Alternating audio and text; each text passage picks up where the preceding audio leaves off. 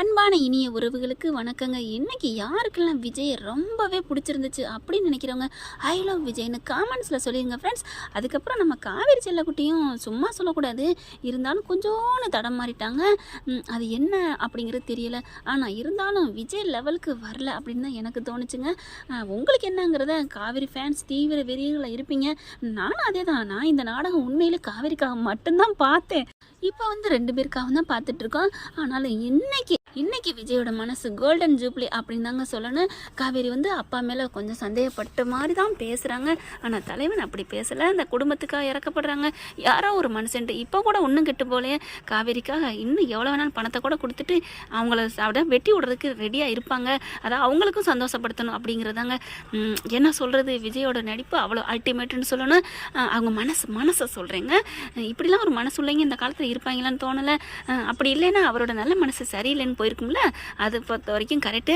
என்ன கொஞ்சம் மசாலா இல்லாமல் போயிடுச்சுன்னு தான் சொல்லணும். தலைவனும் தலைவியும் குடும்ப பிரச்சனையை மட்டுமே பேசிட்டாங்க. இப்போ என்ன ஆச்சு, அவங்க கோர்ட்டில் ஸ்டே ஆர்டர் வாங்கிறாங்க. எங்கிட்ட போயிட்டு வந்து ஸ்டே ஆர்டரோட பக்கமாக வந்து நிற்கிறாங்க. அப்போ ஒன்றும் இல்லை அப்படின்னு சொல்கிறதெல்லாம் சும்மாங்க. இவங்களை பொறுத்த வரைக்கும் பணத்தில் டார்கெட்டாக நிற்கிறாங்க. அவங்க எப்படிப்பட்டவங்களா இருந்தாலும் சரி, நமக்கு தேவை பணம் அப்படிங்கிற மாதிரி நிற்கிறாங்க. இப்போ என்ன பண்ணுறாங்க, சரி போயிட்டு போகுது. இப்போ இந்த வீடை விற்கக்கூடாது, கோர்ட்லேருந்து சம்மதம் வந்ததுக்கப்புறம், அதாவது 2 பக்கத்தில் யாருக்கு தீர்ப்போ அதுக்கப்புறம் தான் விற்க முடியும்னு சொல்லிட்டீங்க. ஓகே, எங்களுக்கு ஒன்றும் இப்போ ஒன்றும் பிரச்சனை இல்லையே அப்படின்னு சொல்லிடுறாங்க. அதுக்கப்புறம் பார்த்தீங்கன்னா சரி வீட்டை பூட்டி போட்டு கிளம்பலாம் அப்படிங்கிறாங்க. பேசிக்கிட்டு இருக்காங்க. சரிடி பெட்டி பொடிக்கலாம் கட்டுங்கடி, இனிமேல் இந்த வீடு யார் பேருக்கு மாறினா என்ன மாறாட்டி என்ன, என்னையை பொறுத்த வரைக்கும் 4 பேருக்கு தான் இந்த சொத்து, அவங்களுக்கு கிடையவே கிடையாது அப்படின்னு ஸ்ட்ரிக்டாக சாரதா சொல்கிறாங்க.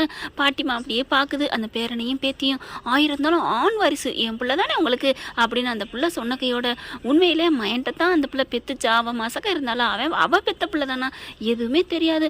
ஆனாலும் சந்தானத்துக்கு பிறந்த பிள்ளைன்னு, அதுவும் கிருஷ்ணா நதி சிந்து நதியா பார்க்குதுங்க. அந்த கிழவி அப்படியே பார்க்குது. வேற வழி இல்லை, என்ன பண்ணுறது. அடுத்து பார்த்தீங்கன்னா அவங்க மக வர்றாங்கங்க. சாந்தியை பார்த்தோன்னே அப்படியே உங்களுக்கு என்ன சொல்கிறதுனே தெரியல. அப்படியே பார்க்குது. அம்மா மதனி என்னாச்சு என்ன அப்படின்ட்டு வராங்க. அப்படியே தம்பி பொண்டாட்டிகளா தம்பி பிள்ளைங்களா என்னங்கடி அப்படிங்கிறாங்க. அடுத்து பார்த்தா நீ தெரிஞ்சு வந்திருக்கியா தெரியாமல் வந்திருக்கியா அப்படிங்கிறாங்களா. என்னங்கடி தெரிஞ்சு வந்திருக்கியா தெரியாமல் வந்திருக்கியான்னா என்ன நினச்சிட்டு இருக்கீங்க, எல்லாம் தெரியும் அப்படின்னு சொல்லிட்டு வாங்கடி அப்படின்னு சொல்லிட்டு கதவை பூட்டிடுறாங்க. அவங்கெல்லாம் வெளில போயிடுறாங்க. என்ன கதவை சாத்துறாங்க அப்படின்னு சொல்லிட்டு, இங்கே பாருங்கள் உங்களை பற்றி எங்களுக்கு தெரியும், நீங்கள் அவரோட அக்கா தானே அப்படிங்கிறாங்க. என்ன எல்லாம் தெரியுமா, ஏம்மா நீ என்னம்மா நீ எல்லாம் தெரியுமா, அவளுக்கு எப்படி தெரியும்னா உங்கள் குடும்பத்தில் இங்கே அக்கம் பக்கத்தில் இருக்கவங்களுக்கு எல்லாருமே தெரியும் தானே, யாருக்கு தெரியாமல் இருக்குது, எல்லாம் தெரியுமாண்ணா அக்காங்கிறது சந்தானத்துக்கு நீ அக்காங்கிறது நல்லா தெரியும். அடுத்து அவங்க பார்க்குறாங்க இந்த அம்மா எதுக்கு வந்திருக்கு அப்படின்னு தெரியலேன்ட்டு இவங்க வெளியே போடுறாங்க. என்னம்மா இந்த வீடை விற்கக்கூடாது அவ்வளோதானே, அதுக்கு தானே ஸ்டே ஆர்டர் வாங்கியிருக்கீங்க, அதெல்லாம் இல்லை, இதை பூட்டி போட்டு வெளில போயிடணும், யாரும் இந்த வீட்டில் இருக்கக்கூடாது, அது தெரியும், அதுக்கு இன்றைக்கி ஒரு நாள் டைம் இருக்குது, எல்லாத்தையும் நாங்கள் எடுத்துகிட்டு போகணும்ல, வெளியில் போங்க அப்படின்னு சொல்லிட்டு கதவை பூட்டிடுறாங்க. அதுக்கப்புறம் உள்ளார கூட்டிட்டு போயிடறாங்க. வாங்க எல்லாரும் கிட்ட வாங்க அப்படின்னு சொல்லி கூப்பிடுறாங்க. சாந்தி என்ன விஷயம் கூட்டிகிட்டு போனோன்னா சாரதா ஒரு மாதிரியே இருக்குது. இங்கே பாரு சாரதா, நீ எதுவுமே நினைக்க வேணாம், நான் ஒன்று சொல்லணும் அப்படிங்கிறாங்க. என்ன சொல்லணும், எனக்கு குளம் நடுங்கி போயிருக்கு, உங்கள் தம்பி பண்ண விஷயத்தை பார்த்தீங்களா, சரி விடு, ஏதோ தப்பு தண்டா தெரியாமல் பண்ணிட்டான், இதுக்கு என்ன பண்ணுறது, என்ன பண்ணுறதா, அட ஆமாம் சாரதா எப்போவோ நடந்தது, அதை இப்போ போய் பேசிக்கிட்டு இருந்து என்னம்மா புண்ணியம் அப்படின்ட்டு அம்மா பார்க்குறாங்க. அம்மா வந்து ஏய் என்னடி நீ சொல்கிற, என்னடி என்னமோ கையில் வச்சிருக்கிற அப்படிங்கிறாங்க. இரு வந்தவளுக்கு என்னென்ன பேசினாளுங்க, உன் தொம்பி இருக்கானே தொம்பி, இவனை குடும்பம் நடத்திருக்கிறான், 2 பிள்ளைகளை பித்திருக்கான், அதை விட தோட்டம் எஸ்டேட்லாம் வாங்கியிருக்கேன்னு சொல்லியிருக்கான். எஸ்டேட்லாம் எங்கே வாங்கியிருக்கிறான், அவனா ஒரு மனுஷனா, அவன் என்ன மனுஷன் புறம்போக்கு நாயாக இருந்துட்டு 2 குடும்பத்தை ஐயோ அவனுக்கு நான் உண்மையாக வாழ்ந்திருக்கேனே, ஒரு ஆணை அப்படி ஏறெடுத்து பார்த்துருப்பானா, சரி விடுப்பா என்ன அதனால என்ன அப்படின்னு சொல்லிட்டு சமாதானப்படுத்துகிறாங்க. என்ன விடுன்னு சொன்னால் என்ன அர்த்தம், இதே மாதிரி நான் ஒரு கல்யாணம் பண்ணி இன்னொரு பிள்ளையோட வந்து நின்னா நீங்கள்லாம் இப்படியா பேசியிருப்பீங்க, காரி துப்பி இருக்க மாட்டீங்க, ஐயோ நீங்கள் சொல்கிறதெல்லாம் வாஸ்தவம் தான் இல்லைன்னு சொல்லலை, சரி முடிஞ்சு போச்சு அப்படின்னு சொல்லிட்டு, என்ன முடிஞ்சு போச்சுன்னா என்னமோ உங்கள் தம்பி பண்ண லட்சணம் பூரா உங்களுக்கு தெரியுங்கிற மாதிரியே பேசுகிறீங்களே அப்படின்னு சாரதை பார்க்க அப்படியே ஒரு மாதிரியாக பார்க்குது. குமரன் அம்மா பார்க்குறாங்க. என்ன ஒன்றும் புரியல அப்படிங்கல. காவேரி வருது. அத்தை உங்களுக்கு எதாவது தெரியுமா, அப்பா ஏதாவது அக்கான்னு உங்ககிட்ட ஏதாவது சொல்லியிருக்காரா, ஏன்னா நீங்கள் தான் அப்படியே புண்டுக்கிட்டு இருந்தீங்களா அக்காலும் தம்பியும், என்ன சொல்லுங்க அப்படின்னு கேட்குறாங்க. ஏய் கொஞ்சம் அமைதியாக இருங்கடி, நடந்து முடிஞ்சு போச்சுடி, இப்போ நான் உங்களுக்கு ஒரு நன்மை தாண்டி செய்ய வந்திருக்கேன். நன்மையா? என்ன நன்மை? விஜய் நிவின்னு வராங்க. என்ன நன்மை சொல்லுங்க சொல்லுங்கம்மா அப்படின்னு கேட்கல. பையிருந்து எடுக்கிறாங்க. பைக்கில் வந்து ஒரு ஃபைல் இருக்குது. ஃபைல் எடுத்து பார்த்தா என்ன அப்படிங்கிற அந்த ஃபைலை பாருங்க அப்படிங்கிறாங்க. ஃபைல் எடுத்து பார்க்குறாரு விஜய். பார்த்த கையோட என்னது அப்படின்னு பார்த்தா எஸ்டேட் இருக்குது. என்ன எஸ்டேட்டு அப்படின்னு பார்க்குறாங்க. ஆமாப்பா ஆமாம், என் தம்பி இந்த எஸ்டேட் வாங்கினது உண்மைதான் அப்படிங்கிறாங்க. என்னது உண்மையா? ஆமாம், எனக்கு எல்லாம் தெரியும். அப்படியே பார்த்துட்டு அதிர்ச்சி ஆகிட்டு அப்படியே காவேரிட்டு காமிக்கிறாங்க. எல்லாரும் வாங்கி வாங்கி பார்க்குறாங்க. பார்த்தா என்னது எஸ்டேட்டு பெரிய லெவலில் வாங்கியிருக்காரு. 8 ஏக்கருக்கு வாங்கியிருக்காரு அப்படின்னு பார்க்குறாங்க. 8 ஏக்கர் இன்றைக்கி 8 கோடி போகுமே, ஒரு ஏக்கர் எப்படியும் 1 கோடி போகும் அப்படின்னு பார்த்தா அதை விட சாரதாங்கிற பேருக்கு வாங்கியிருக்காரு அப்படின்னு பார்த்தோன்னா எல்லாம் அதிர்ச்சி ஆகிறாங்க. அப்படியே பாட்டி பார்க்குது. அப்படியே என்னது ஏண்டி உனக்கு இதெல்லாம் எப்படி தெரியும்? எல்லாம் எனக்கு தெரியும், நான் தான் கண்டுபிடிச்சேன். எப்படி? அவனா ஒன்றும் என்கிட்ட ஒன்றும் சொல்லலை. அவன் ஒரு வாட்டி ஃபோன் பேசிகிட்டு இருந்தான். என்ன அப்படி பேசுகிறானேன்ட்டு என்னடா யார்ட்டடா பேசுகிறேன்னு கேட்டேன். அப்போ தான் கையும் களவுமா மாட்டிக்கிட்டானேன்ட்டு வேறு வழியே இல்லாமல் என்கிட்ட எல்லாத்தையும் சொன்னான். இந்த மாதிரி பாவம் வேறு வழியே இல்லாமல் அவளுக்கு வாழ்க்கை கொடுத்துட்டேன். அதனால் 2 பிள்ளைங்கள் இருக்குது. நான் என்னம்மா பண்ணுறது, என்னக்கா பண்ணுறது, நான் இதை போய் சொல்லவா, உண்மையை சொல்லானா பயமாக இருக்குது அப்படின்னு சொன்னான். நான் கூட பயந்தேன். இருடா ஒரு நல்ல நாளாக பார்த்து சொல்லலாம் அப்படின்னு நான் தான் கொஞ்சம் சமாதானப்படுத்தினேன். இல்லைன்னா அவன் அன்னைக்கே சொல்லியிருப்பான்.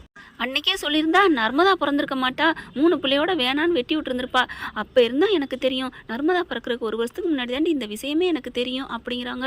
அப்படியே சாரதா மயங்கி விழுகுது. தூக்கி பிடிக்கிறாங்க. அப்போ உங்களுக்கு இது தெரியுமா அப்படிங்கிறாங்க. நான் சொல்கிறது கேளேண்டி, என்கிட்டலாம் ஒன்றும் வெத்தலை பார்க்க வச்சு சொல்லலை, நானாக கண்டுபிடிச்சேன்டி. நீ தான் கூட இருந்திருக்கிற, கண்டுபிடிச்சியா அப்படிங்கிறாங்க. அதுக்கப்புறம் நான் என்ன பண்ணி தொலைகிறது?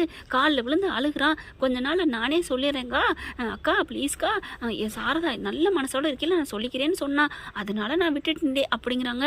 இப்போ இறந்ததுக்கப்புறம் ஏன் சொல்லலை அப்படின்னு அவங்க காவேரி கேட்குறாங்க. உடனே சொல்லியிருப்பேன்டி, நீங்களே அவன் இறந்துட்டாங்கிற துக்கத்தில் இருக்கீங்க, அதுக்கப்புறம் நான் என்னடி சொல்கிறது அப்படிங்கிறாங்க.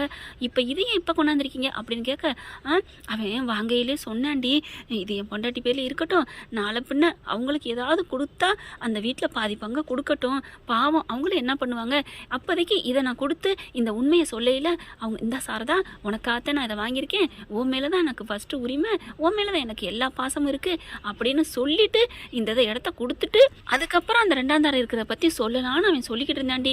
நான் 1000 வாட்டி சொல்லிடுடான்னு சொன்னேன், ஆனால் அவன் கேட்க மாட்டேன்டானே, நான் என்ன பண்ணுறது அப்படிங்கிறாங்க. ஓ அதான் அக்காலும் தம்பி குசு குசுன்னு பேசிக்கிறீங்களா? என்னடா ஒரு பொண்டாட்டி பிள்ளையில விட கூட பிறந்த மேலே இவ்வளோ ஒரு பாசமாக இருக்கானே, பரவாயில்ல நம்ம புருஷன் பாசக்கார மனசனாக இருக்கானேன்னு கொஞ்சம் பெருமையாக நினச்சிட்டேன். இப்போ தானே தெரியுது அவன் மண்டவாளம் பூரா உங்ககிட்ட தண்டவாளம் ஏறி இருக்கு, அதனால தான் உங்ககிட்ட கூழ கும்பிடு போட்டுட்டு இருந்தானா, அதை சொல்லி அவங்ககிட்ட நல்லா வாங்கி தின்னுட்டு இருந்திருக்கீங்க. இங்கே பாருடி, இப்பெல்லாம் ரொம்ப பேசாத சாரதா, என்ன நினச்சிட்டு இருக்க? அவன் காலில் விழுந்து அழுகிறேன், கூரை பிறந்தவன், என்ன பண்ணுறது அப்படிங்கிறாங்க. இங்கே பாருங்க தம்பி விஜய், நான் சொல்லிட்டேன், இந்த சொத்து நீங்கள் எப்படி கம்கமாக வச்சுக்கோங்க, ஆனால் சொல்லியிருப்பாரு போல இருக்கே, எஸ்டேட் எங்கன்னு கேட்குறாளுகளே அப்படிங்கிறாங்க. சரி கேட்டு போகிறாளுங்க, அவங்களுக்கு கண்ணுக்கு இருக்கிற இந்த வீடு மட்டும்தான், இப்போ என்ன பண்ணலாம் அப்படிங்கிறாங்க. என்ன பண்ணலான்னா போனால் போயிட்டு போதேன், அவனும் இந்த மாதிரி வந்திருக்கான் தான், இப்போ இது 8 கோடி, 4 பிள்ளைகளுக்கு 2 கோடி வரப்போகுது, இது என்ன இது ஒரு 4 கோடி போகுதுன்னா அவளுக்கு ஒரு 1.5 கோடியை கொடுத்துட்டு மீதி இவளெல்லாம் பங்கு பிடிச்சு கொண்டே தானே. உடனே கங்காவும் யமுனா பார்க்குதுங்க. அப்பா இன்னொரு கல்யாணம் பண்ணிட்டாரு அப்படிங்கிற பேச்செல்லாம் இல்லை, இப்போ அது ஒரு 2 கோடி, இதில் ஒரு 3/4 கோடி, அப்போ 2.25 கோடி வருமா? ஐயோ சூப்பர் சூப்பர். பங்கு அவங்களுக்கு கொடுக்கலன்னா 2.25 கொடுத்துட்டா 2.5 தானக்கா வரும் அப்படிங்கிறாங்களா. வர்ற மட்டும் லாவண்டி, இப்போ ஒரு 50 லட்சம் தான் வரும்னு நினச்சோம், இப்போ 2 கோடி ரூபா வருது. ஐயோ அத்தை நல்ல நியூஸாக கொண்டு வந்திருக்குடி அத்தை அப்படின்னு, வாங்கத்த உட்காருங்கத்த அப்படிங்கிறாங்க. பாத்தியா உன் மகளுக்கு சந்தோஷமாக ஏற்றுக்கிட்டாளுங்க, இதே மாதிரி நீயும் சந்தோஷமாக ஏற்றுப்பேன்னு தான் என் தம்பி ஓன் பேரில் வாங்கி என்கிட்ட கொடுத்து வச்சுருந்தான். உங்ககிட்ட அந்த பொண்டாட்டியை பற்றி முத்துமலரை பற்றி சொல்லையில் இந்த பத்திரத்தை கொடுத்துட்டு சொல்லலான் இருந்தாண்டி. ஓ தப்பு பண்ணுறதுக்கு லஞ்சங்கம் கொடுக்க ரெடியானார் அவங்க தம்பி அப்படின்னு சாரதா சொல்ல, ஏண்டி எதா இருந்தாலும் குதர்க்கமாகவே பேசுவியாடி அப்படின்னு கேட்க, ஆமாம் மதனி எனக்குன்னா குதர்க்கம்னு சொல்லுவீங்க, நீங்கள் அந்த இடத்துல இருந்து பார்த்தாலும் தெரியும் நானாவது குதர்க்கம், நீங்களாம் குழி தோண்டி புதைச்சிட்டு பேசியிருப்பீங்க அப்படிங்கிறாங்க. அத்தை இருங்க அப்படின்னு விஜய் நிவின்னு சொல்கிறாங்க. எனக்கு வேணாம், அவன் சொத்து எனக்கு 10 பைசா வேணாம். ஐயோ அத்தை என்ன நினச்சிட்ருக்கீங்க? விஜய் சொல்கிறாரு, அவங்க சொத்து வேணான்னா அப்போ அந்த வீடும் அவர் சம்பாரிச்சது தானே, அப்போ அவர் சொத்து தானே, அது வேணாmpீங்களா? அது என் பிள்ளைங்களுக்காக சம்பாரிச்சது, என் பிள்ளைங்களுக்கு வேணும், இப்போவும் அது உங்கள் பிள்ளைங்களுக்காக தான் கொடுக்க போகிறீங்க, அது என் பேரில் எதுக்கு இருக்குது, அது வேணாம் அப்படிங்கிறாங்க. சரி இப்போ உங்கள் பேரில் வேணாம், அதையும் காவேரி பேர்லேயே நாங்கள் வாங்கிக்கிறோம். அப்படியே கங்காவுக்கு யமுனாவுக்கு வாயை பழக்குது. என்னது காவேரி பேரில் வாங்குறீங்களா? ஆமாம். ஏன் யார் பேரில் வாங்கினா என்ன? இப்போ என்ன உங்களுக்கு ஒரு மாதிரி கஷ்டமாக இருக்கா? இல்லைன்னா என் பேரில் வாங்கிக்கிறேன் அப்படிங்கிறாங்க. ஏண்டி அப்போ அவளுக்கு 2.5 கோடி போகுதா? 2.5 கோடின்னு நினச்சோம், அப்போ எக்ஸ்ட்ரா 8 கோடி 10.5 கோடியா அப்படின்னு சொல்ல நமக்கெல்லாம் என்ன தோணு தெரியுமா? அவன்கிட்ட இருக்கிறதே 100 கோடிக்கு மேலே சொத்து இருக்குது. அது எல்லாமே காவேரிக்கு தானே. இந்த லூசுக்கு நான் என்ன சொல்கிறது? இதுகளுக்கு புரியுதா? என்னங்கடி இப்போ தானே விஜய் சொன்னார், இந்த பிரச்சனையில் உங்கள் 3 பேருக்கு அக்கா தங்கச்சி பிரச்சனை முடிஞ்சிச்சுன்னு சொல்லி நினைக்கங்காட்டிலையும் வாய் மூடலை. அதுக்குள்ள அதே பிரச்சனை. இப்போ என்ன பண்ணலாம்? யோசனை பண்ணுங்க. அதுக்கு வேணால் பண்ணிக்கலாம், அது எப்போ வேணாலும் நாங்கள் மாற்றிக்கிறோம். அதை இந்த பணத்தை வாங்கிட்டு பேசாமல் இவங்களுக்கு ஒதுக்கி விடுவோமா, இந்த வீட்டு பங்கை விற்று கொடுப்போமா என்னங்கிறத நீங்கள் தான் சொல்லணும் அப்படிங்கிறாங்க. இப்போ ஸ்டே ஆர்டர் வேறு வாங்கிட்டாங்க, என்ன பண்ணுறது? கிளம்பி போகணுமே. அது போக தேவையில்லை, நம்ம விற்கிறோம் உங்களுக்கு பங்கு தரேன்னு சொல்லிட்டா பிரச்சனை முடிஞ்சு போச்சு அப்படிங்கிறாங்க. சரி நான் யோசிச்சு தான் சொல்லணும் அப்படின்னு சாரதா அடிச்சுக்கிட்டு போகிறாங்க. நெஞ்சில் அடிச்சுக்கிறாங்க. கூட பிறந்தவங்கிட்டலாம் உண்மை சொல்லியிருக்கானே, எஸ்டேட் வாங்கியிருக்க என் பேரில், அது வாங்கி மட்டும் நான் என்னடா நான் நாக்கு வலிக்க போகிறேன்னா என்ன? உன் பிள்ளைகளுக்கே வச்சுக்கோ, எனக்கு ஒன்று வேணாம் அப்படிங்கிற மாதிரி ரூம்குள்ளே கதவை சாத்திக்கிறாங்க. எல்லாரும் போயிட்டு அம்மா அம்மா அப்படின்னு தட்டுறாங்க. ஆனால் அந்த பிள்ளை கதவை திறக்க மாட்டேங்குது. எல்லாரும் போங்க, என்னை கொஞ்சம் நேரம் தனியாக விடுங்க அப்படிங்கிறாங்க. அவங்க அம்மா அப்பா வருது.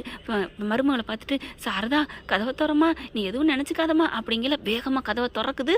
பரவாயில்லையே, நாங்கள் எல்லாரும் கதவை தட்டியும் திறக்கல, பாட்டி சொன்னோன்னு கதவை திறந்துட்டா அவ்வளோ மரியாதை பாசம் வச்சுருக்கேன் அப்படின்னு இங்கே அம்மனா சொல்ல, போடி இவளே நல்லா வந்துடும் என் வாயில். நான் ஒன்று உன் பாட்டி பாசத்தில் வந்து கதவை திறக்கல, ஒரு முக்கியமான கேள்வியை மறந்துட்டேன், கேட்டுட்டு போகலான்னு வந்தேன் அப்படின்னு சொன்ன கையோட பாட்டிக்கு பகிருங்குது. என்னடி கேட்க போகிற அப்படின்னு கேட்குறாங்களே. இல்லை, இந்த கேள்விக்கு நெஞ்சில் கையை வச்சு உண்மையை மட்டும் அந்த முருகன் மேலே சத்தியமாக சொல்லுங்கள். என்னடி கேட்க போகிற? சொல்லுடி, உண்மையாக இருந்தால் நான் சொல்லிடுறேன். ஏன் பொய்யா இருந்தால் சொல்ல மாட்டிங்களா? இல்லை, சத்தியம் பண்ணாமல் ஆமான்னு ஒத்துக்கிறேன், சொல்லு அப்படிங்கிறாங்களா. நான் சொல்கிறேன், இந்த விஷயம் உங்கள் மவளுக்கு தெரிஞ்சிருக்குல்ல, அதே மாதிரி உங்களுக்கு தெரியுமா? உங்ககிட்ட சொல்லியிருக்காரா? சொல்லி அதை மறைச்சிட்டு தான் என் கூட இத்தனை நாள் தின்னுக்கிட்டு இருந்தீங்களா என் சாப்பாட்டை அப்படின்னு கேட்க, ஐயோ ஐயோ இப்படி ஒரு கேள்வியை கேட்டுட்டாலே அப்படின்னு நெஞ்ச பிடிக்கிறாங்க. பாட்டி பாட்டி அம்மா என்னம்மா அப்படின்னு சொல்லிட்டு பாட்டி பாட்டின்னு எல்லாரும் துடிக்கிறாங்க. இப்படி ஒரு வார்த்தையை கேட்டுட்டியே சாரதா, உன் மேலே பாசம் வச்சதுக்கா, உன்னை வந்து என் மருமகளாக நினைக்காம மகளாக நினச்சதுக்கா, நல்லவளாக இருக்காளே, எல்லாரு மேலே இறக்கம் இருக்குதே என் மருமகளுக்குன்னு உன்னை நான் பெருமையாக சொல்லுவேனே, அதுக்கா இந்த வார்த்தை ஒரு கேள்வியை கேட்டேன் அப்படின்னு பாட்டி கதறாங்க, துடிக்கிறாங்க. இல்லை, உங்கள் மகளும் தான் நல்ல மனுஷியாக இருந்தாலும் அவள் வாயாடி தானடி, அவள் வந்து என் அளவுக்கு இல்லை, நீ சொல்லுவில்ல. சொல்லுவேன் த, யாரை நம்ப முடியுது? உங்கள் பிள்ளைங்க தான் உத்தமமான சிகாமணின்னு நினச்சேன், ஊர்லேயே இல்லாத புருஷேன்னு நினச்சேன், உலகத்தில் இல்லாத உலக நாயகன் நினச்சா எல்லாத்தையும் வச்சுட்டானே, 10 ஆம்பளை வைக்கிற மாதிரி இன்னொரு பாப்பா நான் வேணாம், என் வாயில் வர வேணாம் அப்படிங்கிறாங்க. அது மாதிரி உங்களுக்கும் தெரியுமா, மறைச்சிட்டீங்களான்னு கேட்டேன் அப்படிங்கிறாங்க. சத்தியமாக இல்லை சாரதா, எனக்கு எதுவுமே தெரியாது சாரதா, உனக்கு என்ன தெரியுமா அதுதான் சாரதா எனக்கும் தெரியும் அப்படின்னு அழுகுறாங்க. அம்மா பாட்டி பாவம்மா, ப்ளீஸ்மா நீ வேணா ரூமுக்குள்ளே போய் இருந்துக்கம்மா அப்படின்னு உள்ளார தள்ளி விட்டு கதவை சாத்திடுது பாட்டி நம்ம காவேரி. அதுக்கப்புறம் அவங்க ரூமுக்கு போயிடுறாங்க. நீ வா காவேரி அப்படின்னு சொல்லி கூட்டிகிட்டு போகிறாரு. ஏன்னா காவேரி கொஞ்சம் வந்து முறைச்சி பார்க்குறாங்க இல்லையா, அதனால் கூட்டிகிட்டு போகிறாங்க. நீ ஏன் காவேரி நீ பேசாமல் இரு, என்னங்க அப்படிலாம் பேசுகிறீங்க, அப்புறம் உன்னை எல்லோரும் ஒன்றை திட்டுறாங்க, நீ பேசாமல் வா அப்படின்னு சொல்லி ரூம் கூட்டி போயிடுறாங்க. இப்போ என்ன பண்ணலாங்கிற? என்ன பண்ணலாமா? எனக்கு கோவமா வருது, எனக்கு இந்த ஊரை விட்டே உலகத்தை விட்டே எங்கிட்டாவது போகணும் போல தோணுது, ஐயோ அப்படின்னு கத்துறாங்க காவேரி. ஏ என்ன உலகத்தை விட்டு போறியா, ஊரை விட்டு போறியா? என்ன இந்த வீட்டு பிரச்சனை தான் உன் பிரச்சனையா? உனக்குன்னு வயிற்றுக்குள்ள நம்ம வாரிசு இருக்குது, உன் உலகமாக நான் இருக்கேன், என் உலகமாக நீ இருக்க, அதை விட்டுட்டு சும்மா உங்கள் வீட்டுக்காரெல்லாம் பேசுகிற வேலை வச்சுக்காதம்மா, உன் உசுறு இல்லை என் உசுறு, அதை தெரிஞ்சுக்கோ அப்படிங்கிறாங்க. என்ன பண்ணுறதுன்னு புரியல பாஸ் அப்படிங்கிறாங்க. இங்கே பாரு காவேரி, நீ தான் உட்காரு அப்படின்னு சொல்லிட்டு அப்படியே இருக்க கட்டி அணைச்சிக்கிறாங்க. அப்படியே 2 நிமிஷம் கூல் ஆலிஸ்வெல் அப்படின்னு நெஞ்ச தட்டி கொடுக்குறாங்க. அப்புறமா சாந்தாகிறாங்க. உட்கார் அப்படின்னு கட்டில் உட்கார வைக்கிறாரு. டக்குன்னு என்ன பண்ணுறாரு, விஜய் கீழே உட்காந்துட்டு காலை தூக்கி மடியில் வச்சுட்டு அப்படியே சொடக்கு எடுக்கிறாங்க. அப்படியே காவேரி அழுகுறாங்க. ஏன்டா அழுகுற? இல்லை எவ்வளோ பெரிய பிரச்சனை பார்த்தீங்களா அப்படிங்கிறாங்க. விடு ஏதோ உங்கள் அப்பா பண்ணிட்டாரு, இப்போ உங்கள் அத்தை வந்து சொல்லியிருக்கு, உங்கள் அக்கா தங்கச்சிங்களுக்கு அந்த விஷயத்தை பொறுத்த வரைக்கும் சந்தோஷம், ஏன்னா 2 கோடி எக்ஸ்ட்ரா கிடைக்குதுல்ல. ஐயோ இந்த காசு கோடிங்கிறத விடுங்க, காசுனாலே காதெல்லாம் வலிக்குது, காதெல்லாம் கூசுது அப்படிங்கிறாங்க. நீ காசு மேலே ஆசை இல்லாமல் இருக்கடா, அதை பொறுத்த வரைக்கும் எனக்கு சந்தோஷம்தான், என் பொண்டாட்டி இவ்வளோ நல்லவளாக இருக்காளேன்ட்டு.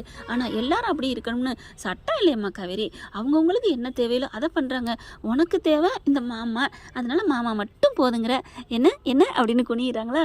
போங்க அப்படின்னு சொல்லி திரும்புகிறாங்க. டேய் அப்போல்லாம் அவங்கள தப்பாக நினைக்காதடா, விடுடா அப்படிங்கிறாங்க. அப்புறம் நீங்கள் என்ன அந்த குடும்பத்துக்கு கொடுக்கணும் அப்படிலாம் சொல்கிறீங்க, ஏய் நீ என்ன உங்கள் அக்கா தங்கச்சி மாதிரி ஆகிட்ட? நோ காவேரி, நீ காவேரியோட மனசே இல்லை. என் பொண்டாட்டியோட மனசு எப்படி தெரியுமா, எல்லாருக்கும் எடுத்தவங்க இல்லாதவங்களுக்கு கொடுக்கணுங்கிற மனசு உள்ளவ. நீ இப்பெல்லாம் பேசக்கூடாது காவேரி. நீ என் பொண்டாட்டியா நல்லவளா இருக்கணும். உன்னைக்கிட்ட பிடிச்சதே அந்த நல்ல மனசு. நீ என்ன அவங்களுக்கெல்லாம் கொடுக்கணுமாங்கிற? நியாயப்படி சட்டப்பிரகாரம் அவங்களும் உங்கள் அப்பாவுக்கு அப்படிங்கிறாரா? நீங்கள் தான் எங்கள் அப்பாவை நல்லவங்கிறீங்களே, அப்படி இருக்கல இவங்க எப்படி நல்லவங்கன்னு நீங்கள் நம்புறீங்க? இவங்க யாரோ எவங்க தானே, எவங்களோ தானே, அவங்களுக்கு ஏன் கொடுக்கணும்? அதான் சொல்லிருச்சேம்மா, அவங்க உங்கள் சித்தி, உன் தம்பி தங்கச்சி, உன் ரத்தம்மா, பாவம் இல்லையா? அதுவும் இல்லாமல் அவங்க இல்லைன்னு வந்து நிற்கிறாங்கம்மா. என்கிட்ட இருக்குது, உங்களுக்கு ஏன் விட்டு கொடுக்கணும்னு ஆணவத்தில் வந்து நின்றுதா இந்த விஜய் அள்ளி பார்த்துருப்பேன், போட்டு பார்த்துருப்பேன். ஆனால் அவங்க இல்லைன்னு கெஞ்சி நிற்கிறாங்கம்மா, நம்ம முன்னாடி மண்டிட்டு நிற்கிறாங்கடா. அப்படிலாம் பண்ணக்கூடாதுடா. நீங்களே கொடுக்காட்டியும் பரவாயில்ல, நான் கொடுத்துட்டு போகட்டுமா அப்படிங்கிறாங்க. மாமா அப்படிலாம் இல்லை மாமா அப்படின்னு படக்குன்னு கீழே இறங்கி உட்காந்துடுறாங்க விஜய் கூடவே. பின்ன என்னடி அப்படிங்கிறாங்க. நீ எந்திரி, இப்பெல்லாம் கீழே மேலே உட்காரக்கூடாது, எந்திரி அப்படிங்கிறாங்க. ஒன்றும் இல்லை விட்டுருங்க, நீங்கள் என்ன தப்பாக நினச்சிட்டீங்க. அப்படிலாம் தப்பாக நினைக்காதீங்க மாமா, நான் அப்படிலாம் சொல்லவில்லை. எனக்கு அப்படி கொடுத்துட்டா அப்பாவுக்கு 2ஆம் தாரம் இருக்குன்னு உறுதியாயிருமோன்னு அந்த இதுதான். அப்பாவை பற்றி அப்படி தப்பாக நினைக்க முடியல மாமா, அதனால தான் நான் அப்படி சொன்னேன். சரி ஓகே விடு, இந்த வீட்டுக்கு விற்று பங்குன்னு கொடுக்காம நானாக கொடுத்துக்கிறேன் போதுமா அப்படிங்கிறாங்க. என்ன மாமா சொல்கிறீங்க? ஆமாம், இந்த வீடை விற்று என்ன 5 பங்கு வருதோ அதை உங்கள் அக்கா தங்கச்சி கொடுத்துரு. இந்த எல்லாமே உங்கள் அக்கா தங்கச்சி வச்சுக்கட்டும், உன் பேரில் நான் வாங்கிடுறேன். அதுக்கப்புறம் இந்த வீடு 4 கோடி போகுதா, அவங்களுக்கு 2 கோடி நான் கொடுத்துக்கிறேன், தனியாகவே கொடுத்துக்கிறேன் போதுமா? என்னம்மாம்மா நீங்கள் என்ன 2 கோடி ஈஸியாக, கோடி என்ன தெருவில் கிடக்கா? என்கிட்ட 100 கோடிக்கு மேலே பணம் இருக்குடி. இது பூரா உன்னோட அன்புக்கு முன்னாடி எனக்கு கோடி பெருசு இல்லை. இப்போவே நம்ம 2 பேரையும் வெறுங்கையோட வெளியில் வீதியில் வீசி எறியப்பட்டாலும் நம்மளோட விரல்கள் 20, அதாவது 20னா உனக்கு 10 எனக்கு 10, இதை வச்சு நான் கோடீஸ்வரன் ஆகி காமிப்பேன்டா. உன் அன்பு மட்டும், உன் அருகாமை மட்டும் என் பக்கத்தில் இருந்தால் போதும்டா. வேணாம் காவேரி, நீ எப்போவும் தங்கமாகவே இரு அப்படிங்கிறாங்க. சாரி மாமா அப்படின்னு கட்டி பிடிச்சிக்கிறாங்க. அப்படியே காவேரி தூக்கி மெத்தையில் உட்கார வைக்கிறாங்க.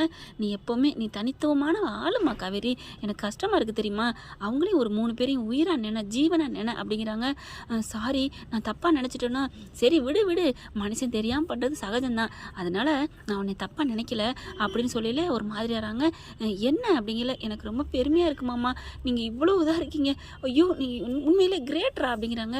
எல்லாம் உன் அன்பு எனக்கு கிடச்சிருக்குல்ல, அதுக்காகத்தான் என் நல்ல மனசுக்கு நீ கிடச்சிருக்க, ஆனால் நீ இந்த மாதிரி பேசாத அப்படின்னு சொல்லிட்டு டக்குன்னு காவேரி மடியில் தலையை வச்சு புதைச்சிக்கிட்டு ஒரு மாதிரி ஆகுறாரு. அவருக்கே என்னமோ பண்ணுது. என்னாச்சு மாமா என்னாச்சு? ஒன்றும் இல்லடா அப்படின்னு சொல்லிட்டு கட்டி பிடிச்சி அப்படியே கீழே முகத்தை வச்சு தேய்க்கிறாரு. என்ன மாமாச்சு என்னாச்சு அப்படின்னு கேட்க, ஒன்றும் இல்லடா அப்படிங்கிறாங்க. என்ன அப்படின்ட்டு ஒரு மாதிரியே பேசாமல் இருக்காங்களா. இதான் சாக்கு, நம்ம பொண்டாட்டி மடியிலே கொஞ்சம் நேரம் கொஞ்சிக்கிட்டே கிடக்கலாம் அப்படின்னு சொல்லிட்டு குப்பர் அடிச்சே இருக்காங்களா. மாமா அப்படிங்கிறாங்க. ஒன்றும் இல்லை இரு அப்படிங்கல. கரெக்டாக அப்படியே தலையை கண்ணை மூடி தூங்க பார்க்குறாங்க. டேய் மாமா என்ன பண்ணுற அப்படிங்கல. இல்லை இதை சொல்லிக்கிட்டே உன் மடியில் கொஞ்சம் நேரம் இருக்கலாம்ல, அதுக்காக தான், சும்மா நான்லாம் வருத்தம்லாம் படலை, உங்ககிட்ட வருத்தப்படுற மாதிரி நடிச்சிட்ருக்கேன், அப்போ தானே எனக்கு தலையை கோவிக்கிட்டே இருப்பேன் அப்படின்னு விஜய் சொன்னோன்னே, அட பாவி எந்திரா அப்படின்னு சொல்லி எழுப்பி விட்றாங்க. ஏன் என் மடியில் படுக்கிறதுக்கு நிஜமாக உன் மடியில் படுக்கணும்னு சொன்னால் நான் என்ன படுக்க வேணாம் நான் சொல்ல போகிறேன்?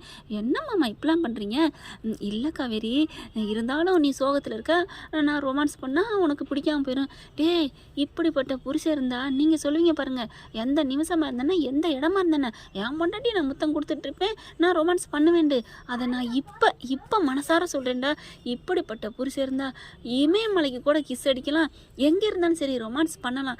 என் அழகு புருஷா, என் அழுக்கு புருஷா அப்படின்னு கட்டி பிடிச்சிக்கிறாங்க. என்னடி சொன்னேன்? அழுக்குன்னு சொன்னியா அழகுன்னு சொன்னியா? அழகு தான்டா சொன்னேன். இல்லையே, என் காதில் அது கொஞ்சம் அழுத்தம் வந்துருச்சுடா, அதனால அழுக்குன்னு வந்துருச்சு. இப்போ தான்டா நீ வந்து இலக்கண பிள்ளை கண்டுபிடிச்சிட்டு இருப்ப, நானே ஒரு மூடில் ஃபார்ம் ஆகிட்டேன் அப்படின்னு இறுக்கிய கட்டி பிடிச்சிக்கிட்டு அவ்வளோ அழகாக கிசை கொடுத்து செம்ம ரொமான்ஸில் போயிட்டுருக்காங்க. அங்கே பக்கத்து ரூமில் அம்மா சோகத்தில் போயிட்டுருக்கு. ஆனால் நம்ம தலைவி சோகத்தில் தான் இருந்திருப்பாங்க. தலைவன் தாங்க கலாய்க்கிறாரு. ஏன்னா சோகம் என்பது கொஞ்ச நேரம் மட்டும்தான், மேகம் மாதிரி அது கலைஞ்சு போயிட்டே இருக்கணும். என்ன ஃப்ரெண்ட்ஸ், விஜய் சொல்கிறது சரிதானே? ஓகே ஃப்ரெண்ட்ஸ், பார்க்கலாம் என்ன நடக்க போகுதுன்னு. இந்த பதிவு உங்களுக்கு பிடிச்சிருந்துச்சுன்னா உங்கள் பொண்ணான கையில் லைக்கை போட்டு சப்ஸ்கிரைப் பண்ணிடுங்க. Thank you friends.